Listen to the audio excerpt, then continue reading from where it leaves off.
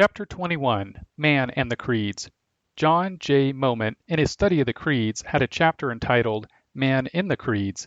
In a heretical exposition, Moment expounded the universal fatherhood of God, the brotherhood of all men, and the divinity in all men, declaring, "The effort to exalt Christ by minimizing the divine in our common human nature is much of a kind with that of an earlier day when the Church went even further in degrading man in order to magnify the grace of God.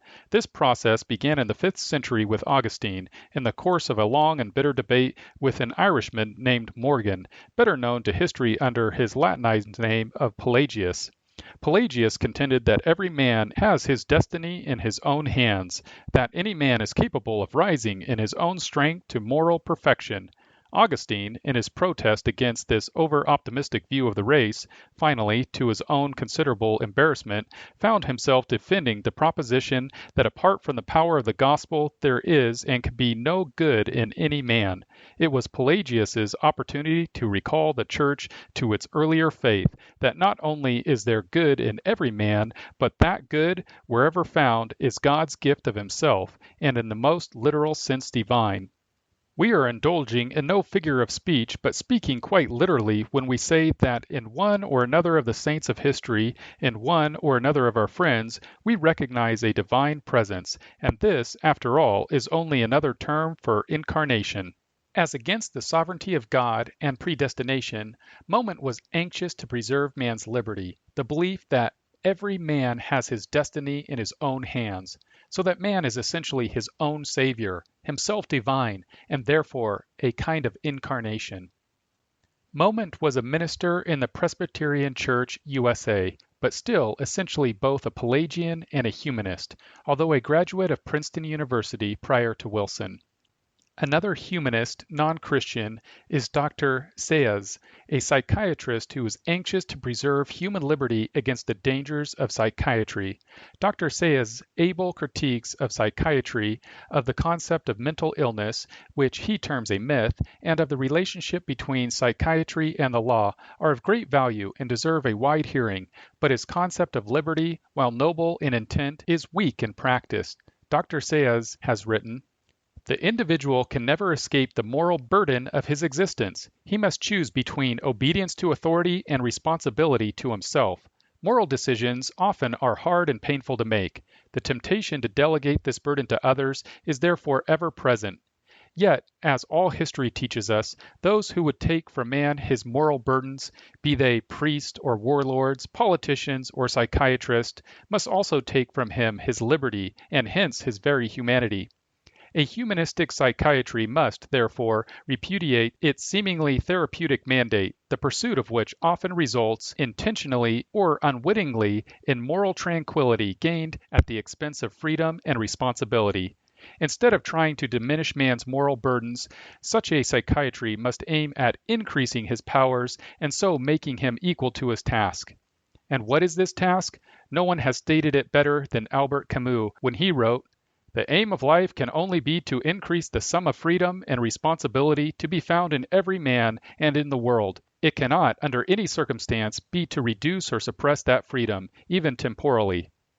This statement quite clearly reflects the fact that Dr. Saez is the product of a Christian culture, and his humanistic faith and goals are conditioned by that fact. He wants liberty and moral responsibility. The choice, as he sees it, is between obedience to authority and responsibility to himself. At this point, Dr. Saez is playing games with language and with himself. To be responsible is to be answerable to someone or something, to a law or authority beyond oneself, to which we are accountable. Responsibility to himself means that man has no responsibility. He is free to do everything he pleases, and his every whim is his law. Beyond pleasing himself, man has no law. But if Dr. Saez protests that he means by responsibility to himself certain standards of conduct and moral law which man must conform to, then those standards have been made into an authority over man which man must obey. Dr. Saez has then asked us to choose obedience to authority. He has simply chosen a humanistic authority in preference to God. Dr. Saez is right in declaring that the individual can never escape the moral burden of his existence. By this statement, he has asserted the moral force and authority of a law transcending man. Sayas further insists on the moral necessity of man to be free. But if man is only responsible to himself, and there is no law beyond man's will, man has no responsibility to be free. Man can, if he chooses, be a slave or a free man. Either choice is valid if it is his choice. But Dr. Sayas has equated liberty with humanity, and to take from man his liberty is to take hence his very humanity. Apparently, Dr. Sayas has a special revelation which makes liberty the definition of man, because otherwise his humanism permits no definition. Man is man, and whatever any individual man is, that which he chooses to be defines his life, and the sum total of meaning. Humanism is logically total anarchism. As Marx saw, pragmatically, Marx chose total collectivism as the alternative and as a more practical way of denying God's law. Moreover, Dr. Sayas implies that unlimited liberty, after Camus, is man's true destiny. But man's true destiny, as biblical faith asserts, calls for limited liberty and limited power. Since man is man, it cannot be otherwise. Can man reverse the time of his birth and return to a past age? Can he choose to be a chemist when his aptitudes are only to those of a clerk? Can he at will determine the time of his death or the state of his health and finances? Man is at every point limited in his liberty, because man is a creature. Man's only true liberty is a limited liberty, and his only true power is limited power. Man is not free to be a god, because man is a creature. Man's freedom is to be that which God made him to be, and man is at all points and in all things answerable and accountable to God. It is man's sin that makes him seek an independence from God, and this quest is not only a flight from God, but also from himself, because man is God's creation, and every fiber of his being witnesses at all times to God. Dr. Cornelius Van Til has pointed out that if man the sinner could find a single button in the universe which to press would give him an experience in independence of the triune God, man would only and always press that button. But no such button exists. Man is inescapably the creature of God, and therein is his liberty and his glory. The creeds and councils, by their unswerving insistence on the sovereignty of God, assert thereby implicitly and firmly the creatureliness of man. In this faith is man's only hope. David in Psalm 8 sang with delight of man's role, by faith, under God. The destiny of the redeemed man is great.